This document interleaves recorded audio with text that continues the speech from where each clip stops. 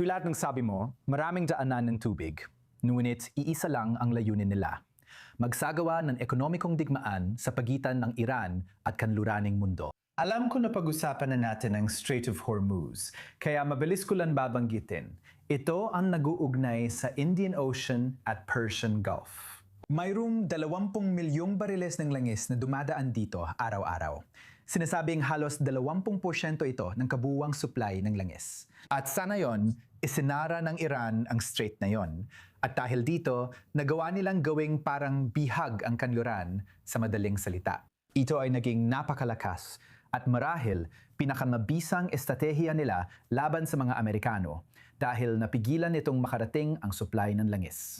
At naapektuhan din ito ang mga kasosyo sa Gulpo na ayon sa Iran ay mga kaaway dahil sila ang nag-host ng mga base militar ng Amerika sa kanilang lupain. At ito ay talagang naging epektibo na isa sa mga pangunahing kondisyon ng Iran para sa pagtatapos ng tensyon ay ang pagkilala ng mundo sa soberanya ng Iran sa Strait of Hormuz. Pero hindi lang ito ang tanging kipot na may malaking epekto sa digmaang ito. Pag-usapan natin ang Bab al-Mandeb Strait. Ito ay isa sa mga madalas nating napag-uusapan itong mga nakaraang taon, pero hindi masyado kamakailan. Matatagpuan ito sa pagitan ng Yemen at Djibouti. Pinagdurugtong nito ang Indian Ocean sa Red Sea. At mula sa Red Sea, maaari kang dumaan sa Suez Canal papunta sa North Africa, Europa at North America. 10% ng kabuuang supply ng langis ay dumadaan dito.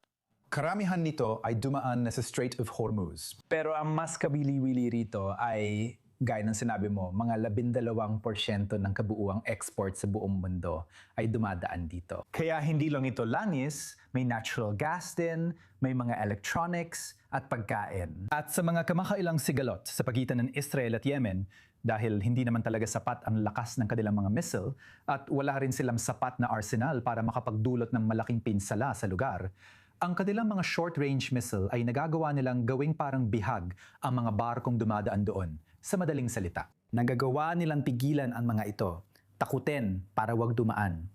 At dahil dito, naapektuhan ang pandaigdigang supply chain. Kaya maaring mandulot ito ng malalalang epekto, hindi lang sa rehiyon, kundi sa buong mundo. Ngayon, sa ganitong magulong rehiyon, inaasahan mo na magkakaroon ng ganitong mga problema sa supply. Alam na ito ng Saudi Arabia mula pa noong Iran-Iraq Tanker War noong dekada 80.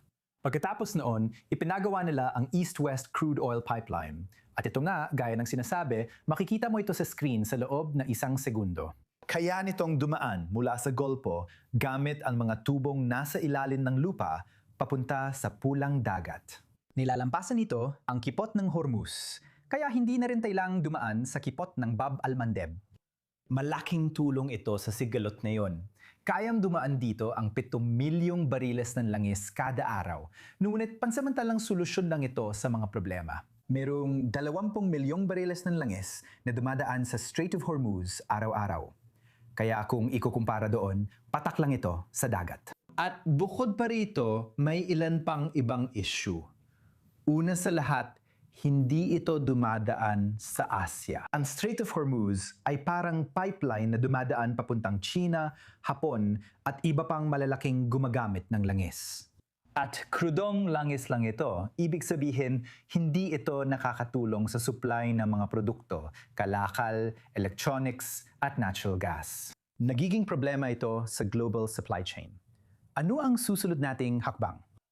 Hindi pa malinaw sa ngayon. Posibleng gamitin ni Donald Trump ang kakulangan ng supply sa Asia bilang alas sa negosasyon sa China para makakuha ng kasunduan at baka tanggalin ang ilang taripa sa magkabilang panig. Pero ang pinakalugi rito, hindi talaga ang sinuman sa rehiyon.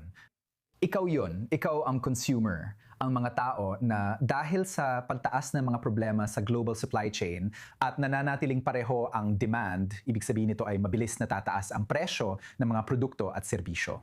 Ibig sabihin, posibleng tumaas ang presyo ng mga pinamimili mo sa mga susunod na linggo dahil sa sigalot na nangyayari malayo rito.